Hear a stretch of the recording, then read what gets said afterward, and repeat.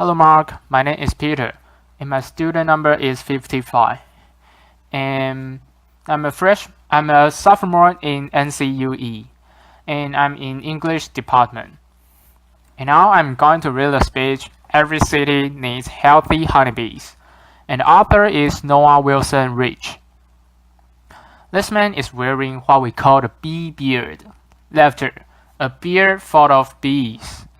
Now, this is what many of you might picture when you think about honeybees. Maybe insect, or maybe anything that has more legs than two. And let me start by telling you, I gotcha. I understand that, but there are many things to know. And I want you to open your mind here. Keep them open and change your perspective about honeybees. Notice that this man is not getting stung. He probably has a queen bee tied to his chin, and the other bees are attracted to it. So this really demonstrates our relationship with honeybees. And that goes deep back for thousands of years. We're very co-evolved because we depend on bees for pollination and even more recently as an economic commodity. Many of you may have heard that honeybees are disappearing, not just dying, but they are gone. We don't even find dead bodies.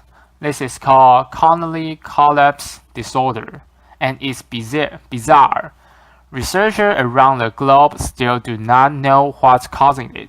But what we do know is that with the declining number of bees, the cost of over 113 fruit and vegetable crop that we rely on for food is going up in price. So, honeybees are important for their role in the economy as well as in agriculture. Here you can see some pictures of what are called green roof or urban agriculture. We're familiar with the image on the left that shows a local neighborhood garden in the south end. That's where I call home. I have a beehive in the backyard and perhaps a green roof in the future.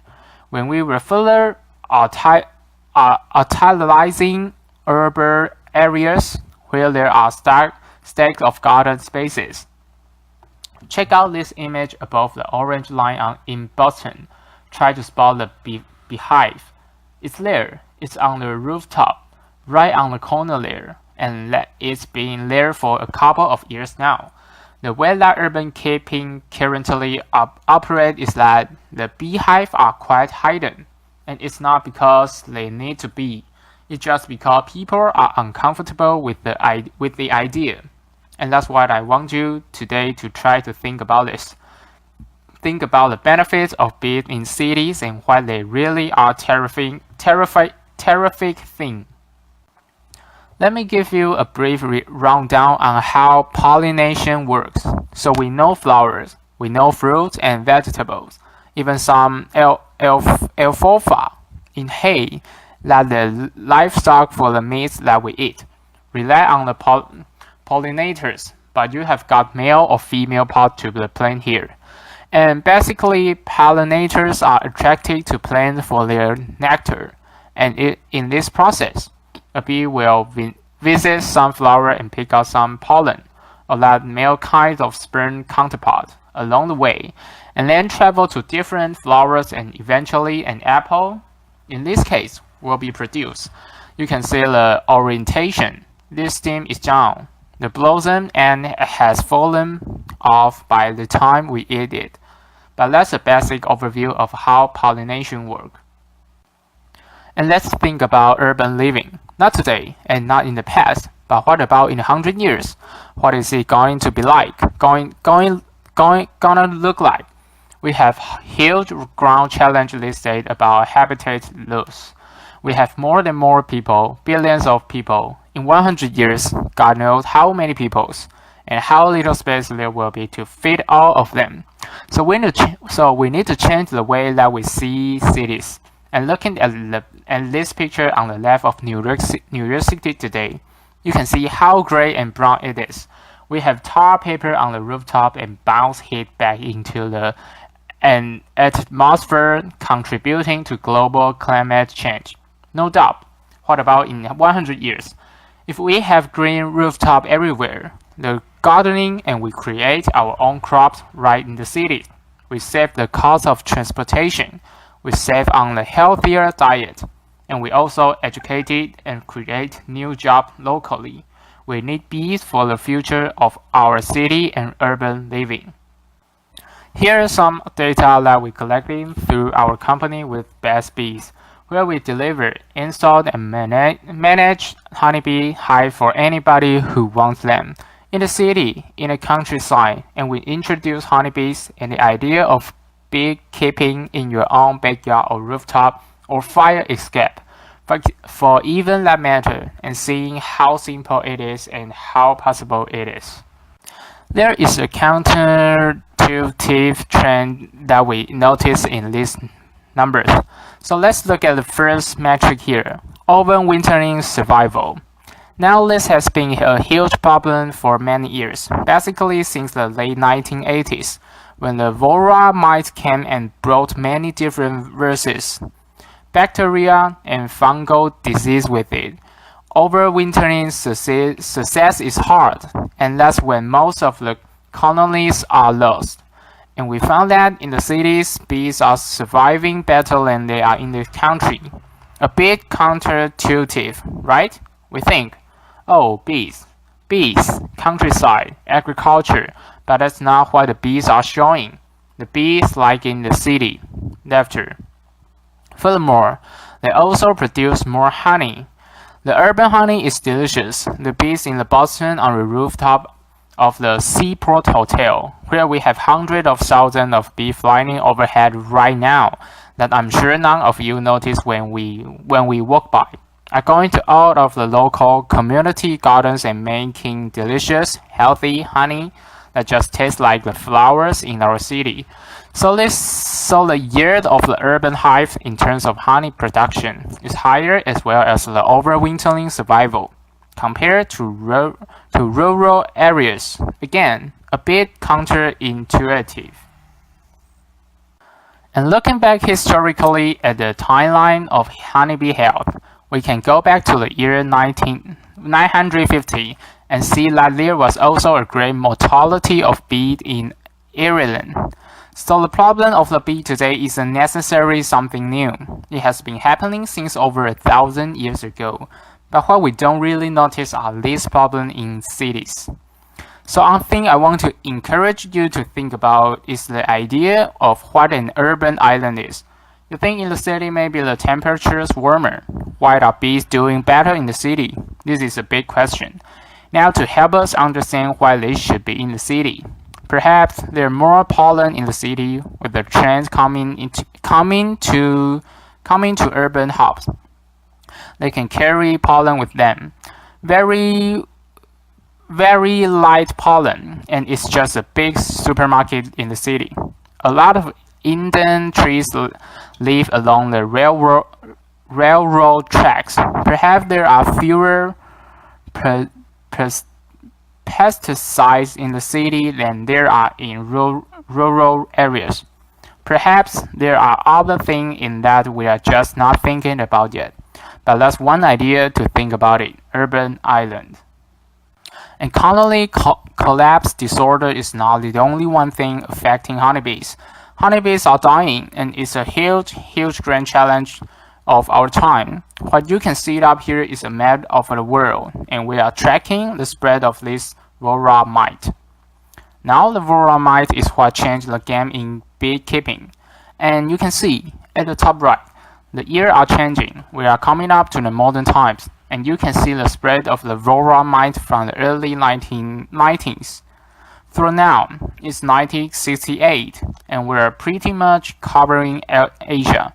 1971, we saw it spread to Europe and South Africa. And then, when we got to 1980s, specifically to 1987, the Varroa mite finally came to North America and to the United States. And that is when the game changed for honeybees in the United States. Many of us will remember our childhood growing up. Maybe you got stung by the bee. You saw bees on flowers. Think of the kids today. The childhood a bit different. They don't experience this. The bee just not around anymore. And so we need bees and they are disappearing and it's a big problem. What can we do here? So, what I do is honeybees research. I got my PhD studying honeybees health. I started in 2005 studying honeybees. In 2006, honeybees started disappearing. So suddenly like this little nerd kid going to school working with bugs. After becoming very relevant in the world and it worked out that way. So many research focus on ways to make bee healthier. I don't research what killing the bee. I'm not one of the many researchers around the world who's looking at the effects of prosthetics or disease or habitat loss or poor nutrition on bees. We're looking at ways to make bees healthier through vaccine, through yogurt, like probiotics, and other types of therapies in ways that can be fed orally to bees. And this process is so easy. Even a 7-year-old can do it. You just mix out some pollen, sugar, and water, and whatever active ingredient you want to put in, and you just give it right to the bee. No chemical involved, just immune boosters. Humans think about our own health in perspective way. We exercise, we eat healthy, we take vitamins. Why don't we think about honeybees in that same type of way? Bring them to area where they're thriving and try to make them healthier before they got sick. I spent many years in grad school trying to poke bees and do vaccine with needles. After like years and bench. Oh my gosh, it's 3 a.m. and I'm still prinking bees. After and then one day I said, why don't we just do an oral vaccine? It's like, oh, so that's what we do. After. I'd love to share with you some image of urban behaves because they can be anything. I mean, really open your mind with it. You can paint a hive to match your home. You can hide a hive inside your home. These are 3 hives on the rooftop of the Fairmont Copley Plaza Hotel. And they are beautiful here. I mean, we match them a new color of the inside of the room to do some type of the stained wood with blue for their sheets. And these bees are terrific, and they also will use herbs that are growing in the garden. That's what the chiefs go to use for their cooking. And the honey, they do live events. They use the honey at their bars.